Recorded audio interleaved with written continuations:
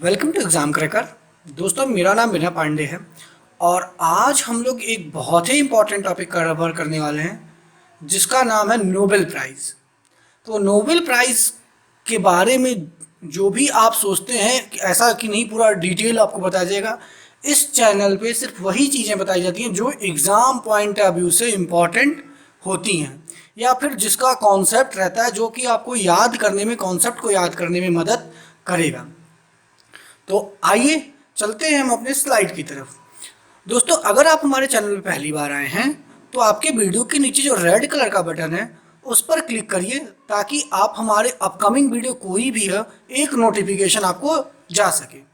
चलिए तो स्लाइड पे देखिए ये है हमारा नोबेल प्राइज़। नोबेल प्राइज़ की अगर हिस्ट्री की बात करें हम तो सबसे पहले आपके मन में आएगा कि ये प्राइज़ कौन देता है।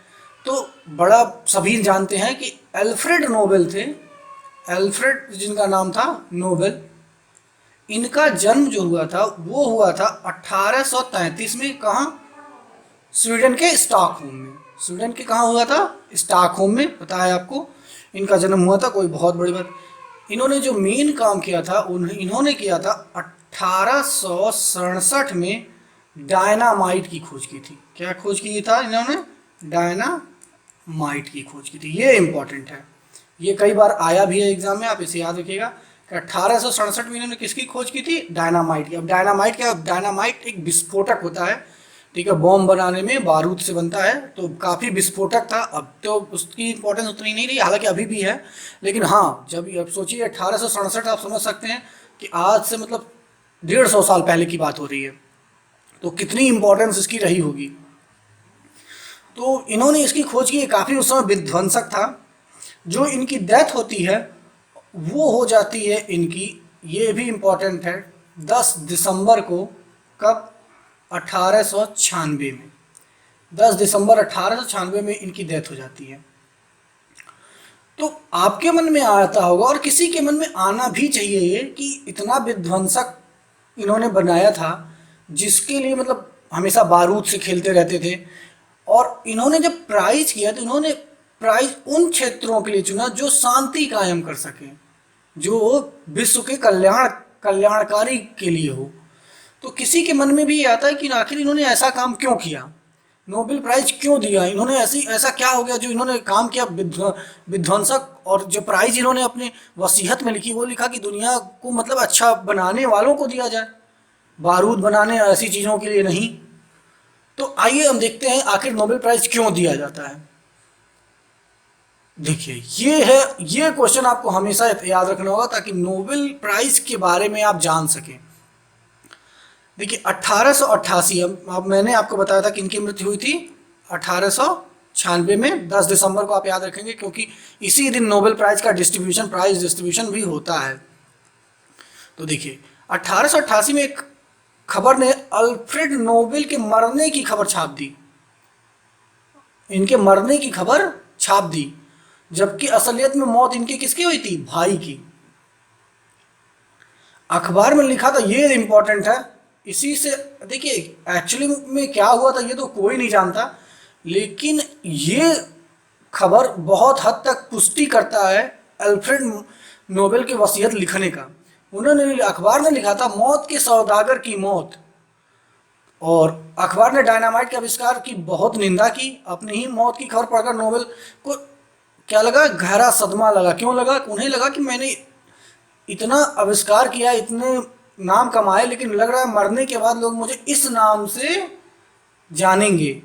और ये जानते हैं आप लोग, बहुत बड़े बिजनेसमैन थे, काफ़ी पैसा था इनके पास, तो उनको लगा कि सब किसी काम का रहा नहीं, मरने के बाद मुझे लोग मौत के सौदागर गए। तो उन्होंने सोचा क्या मौत के बाद दुनिया इसी नाम से पुकारेगी मुझे, क्योंकि ये जो अखबार था बहुत पॉपुलर अखबार था स्वीडन का।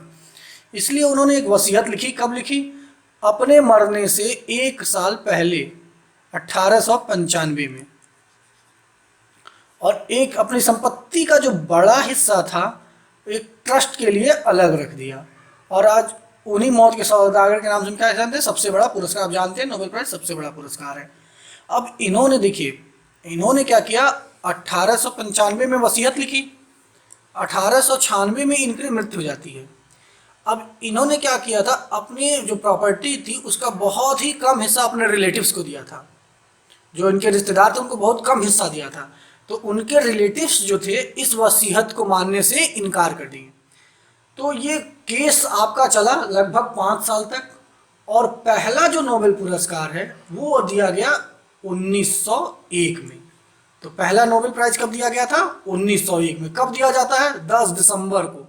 हर साल 10 दिसंबर को ये पुरस्कार दिया जाता है।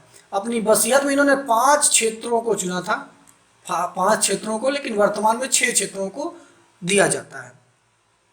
चलिए आगे देखते हैं उसके बारे में किन क्षेत्रों में दिया जाता है। तो देखिए, शांति के लिए अपने उन्होंने मेंशन किया था, साहित्य, भौतिक, रसायन, चिकित्सा विज्ञान और अर्थशास्त्र उन्होंने मेंशन नहीं किया था इकोनॉमिक्स में। फिर ये कहाँ से आया? फिर ये आया 1967 में। जो स्वीडन का राष्ट्रीय बैंक है, स्वीडिश बैंक, उसके 300वीं सालगिरह पे उसने अनाउंस किया इस प्राइज को वो देते हैं। मतलब इसका प्राइज मनी जो है, जो भी इसके पुरस्कार दिए जाते हैं वो किसके द्वारा? Swedish bank. जैसे हमारे यहाँ आरबीआई है, तो स्वीडिश बैंक द्वारा ये उनके 300वें सालगिरह पे उन्होंने अनाउंस किया। जबकि पहला प्राइज अर्थशास्त्र का दिया गया 1969 में, यानी अनाउंसमेंट के 2 सालों बाद। चलिए आइए आगे देखते हैं। अब कुछ क्वेश्चन इंपॉर्टेंट हैं जो बार बार पीसीएस में आते हैं। आप देखिए, आपको सिर्फ देखिए फिजिक्स, केमिस्ट्री, लिटरेचर यानी साहित्य, मेडिसिन चिकित्सा विज्ञान और इकोनॉमिक्स साइंस अर्थशास्त्र का नोबेल प्राइज जो होता है वो कहाँ दिया जाता है, ये याद रखेंगे आप। स्वीडन की राजधानी स्टॉकहोम। स्वीडन की राजधानी क्या है? स्टॉकहोम में दिया जाता है।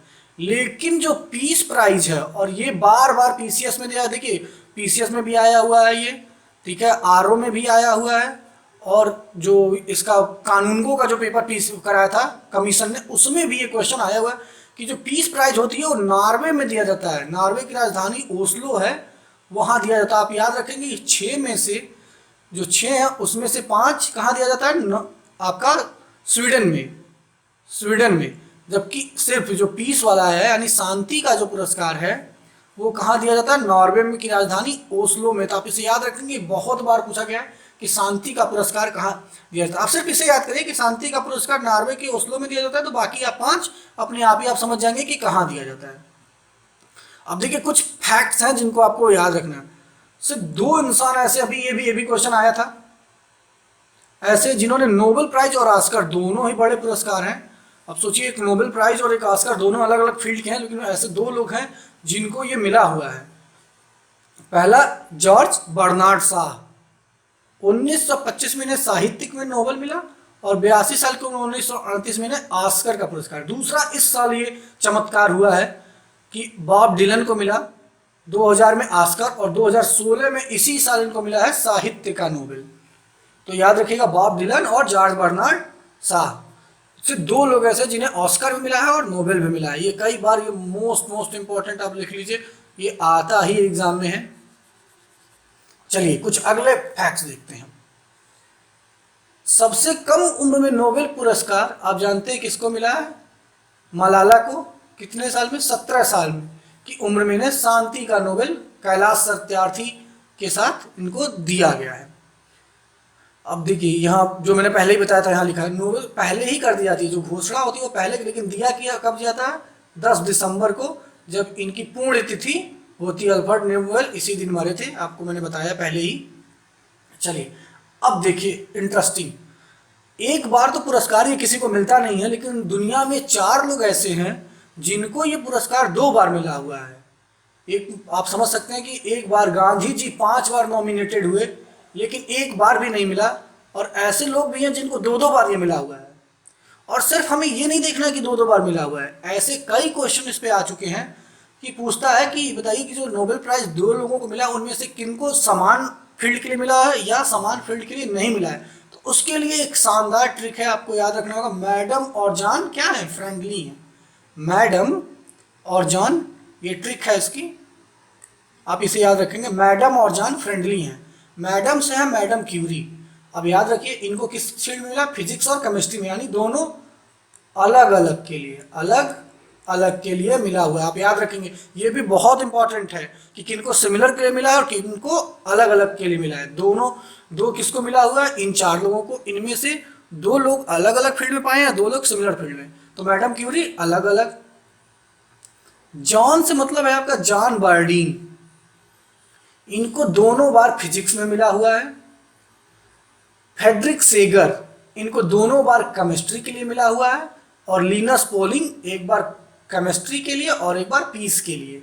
तो आप फिर से देखिए, मैडम से हो गया आपका मैडम क्यूरी, और आपका ये क्या है? कनेक्टिंग वर्ड जॉन से जॉन बर्डीन, और फ्रेंडली से फ्रेंड में आपका जो फ्रेंड है उसका मतलब है फ्रेडरिक सेगर, और ली से आपका लिनस पॉलिंग। तो ये ट्रिक आपको बता देगी कि कौन कौन से लोग हैं जिन्हें 2 बार मिला हुआ है। 2 बार आपका, माफ करिएगा चल नहीं रहा पेन, 2 बार आपका नोबेल प्राइज मिला हुआ है। और अब देखिए, पहला और चौथे व्यक्ति जो हैं उनको डिफरेंट क्षेत्रों में मिला, बस इतना याद रखना। पहला और आखिरी यानी चौथे जो हैं उनको डिफरेंट सेक्टर में मिला हुआ, जबकि दूसरा और तीसरा मतलब 2 नंबर पे और 3 नंबर पे इनको सेम के लिए मिला हुआ है, एक फिजिक्स के लिए और दूसरा केमिस्ट्री के लिए। तो आप आसानी से याद कर सकते हैं इसको। अब हम ये देखेंगे कि भारत के जो लोग हैं उन्हें किस क्षेत्र में मिला है, कब मिला है, और उनको याद रखने की क्या ट्रिक है। तो आइए देखते हैं हम। देखिए, जो भारत के हैं, आप अब देखिए ये हमारा चैनल है, आप YouTube पे हमारा चैनल इसी नाम से सर्च करेंगे एग्जाम क्रैकर। इस वीडियो को लाइक करना बिल्कुल मत भूलिए, क्योंकि ये हमें काफ़ी सपोर्ट होता है। आपके सपोर्ट की वजह से हम लोगों का चैनल बहुत हमारी जो फैमिली है वो तेज़ी से बढ़ रही है। 12,000 सब्सक्राइबर होने वाले हैं। तो प्लीज़ हम आपको अपना सपोर्ट ऐसे ही बनाए रखिए, और चैनल को सब्सक्राइब, वीडियो को लाइक और कमेंट बिल्कुल करते रहिए। चलिए आते देखते हैं जो भारतीय हैं उनको। इसके लिए ट्रिक है, रवि सर हमारे सुबह आम ना बिके। एक बच्चा कहता है कि रवि सर हमारे जो आम हैं वो सुबह आम हमारे नहीं बिके। आप ऐसे एक लाइन याद रखें, रवि सर हमारे सुबह आम ना बिके। चलिए अब एक एक को देखते हैं। सबसे पहले मिला था रविंद्रनाथ टैगोर को, आप जानते हैं 1913 में। फिर तो ये क्या है, रवि से क्या हो गया? रविंद्रनाथ टैगोर। सर से सर चंद्रशेखर वेंकट रमन 1930 में। अब देखिए, हमारे में 2 हैं, एक ह और मारे। तो ह से हमारा है हरगोविंद खुराना, जिनके लिए आप जानते हैं इनको मिला था 1968 में। मारे से मदर टेरेसा 1979 में। सुबह से सुब्रमण्यम चंद्रशेखर 83 में। आम से अमर्त्य सेन इकोनॉमिक्स के लिए मिला था, आप जानते हैं 1998 में। और ना से आपको का BS नयपाल 2001 में। बीके से वेंकट रमन राधाकृष्णन 2009 में। और आखिरी में 2014 में कैलाश सत्यार्थी को शांति का पुरस्कार मिला हुआ है। तो इस ट्रिक से आप बड़े आसानी से याद कर सकते हैं। फिर से देखिए, रवि से हो गया रविन्द्रनाथ टैगोर, सर से हो गया सर वेंकट, इसको मार कर लीजिए, सर वेंकट रमन। ह में 2 है, ह से हो गया हरगोविंद, और मारे से मदर टेरेसा। सुबह में सुब्रमण्यम चंद्रशेखर। आम है तो अमर्त्य सेन। ना से है BS न्यायपाल, आप जानते हैं बहुत फेमस राइटर हैं। बीके में वेंकट रमन राधाकृष्णन 2009 में। और कैलाश सत्यार्थी 2016 में शांति का मलाला के साथ संयुक्त रूप से इनको मिला था। तो उम्मीद करते हैं ये वीडियो आपको काफ़ी अच्छा लगा होगा। तो इस वीडियो को अभी तक आपने देखा है तो लाइक तो बनता ही इसके लिए। अगर आपका कोई सुझाव हो, कोई ट्रिक हो, तो हमारे साथ बिल्कुल उसको शेयर करिए, उस पर एक वीडियो बनाया जाएगा। इस वीडियो को देखने के लिए आपका बहुत बहुत धन्यवाद। जय हिंद।